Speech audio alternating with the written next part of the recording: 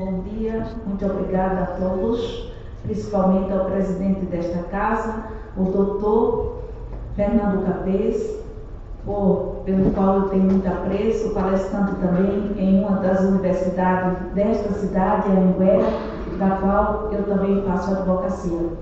Para mim é um prazer imenso estar hoje aqui, podendo falar com a população de São Paulo e também emitir a minha opinião na melhorias na educação. Como professora, não poderia deixar esse quadro sem essa observação, sem as minhas sugestões de melhoria, e também na violência que São Paulo vem sofrendo há anos, repetindo as mesmas soluções sem solução.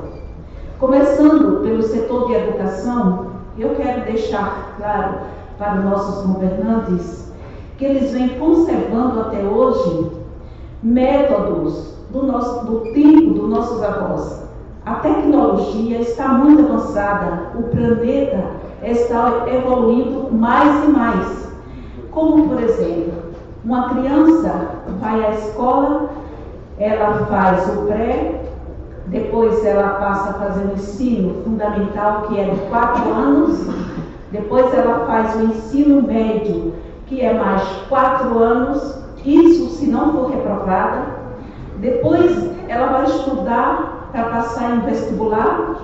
Depois de ser aprovada em vestibular, ela vai fazer uma universidade, e isso leva de 15 a 20 anos de idade, para que o jovem se prepare, para que o jovem venha a ter na sociedade um trabalho. E não só fica por aí, depois ele vai estudar anos para fazer aperfeiçoamento, para ser aprovado em um concurso, depois ele vai concorrer a esse concurso, depois que ele concorre a esse concurso, ele vai ficar esperando para ser chamado. E eu pergunto aos nossos governantes, até aí, quem sustenta esse jovem?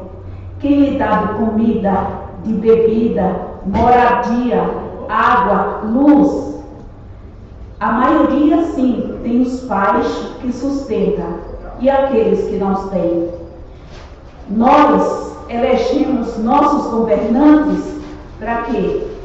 Elegemos para cuidar de tudo e de todos. Essa situação é uma situação que cada um de nós temos a nossa parcela de responsabilidade na sociedade, mas principalmente aqueles que nós encarregamos de cuidar em dobro da responsabilidade que cada cidadão tem.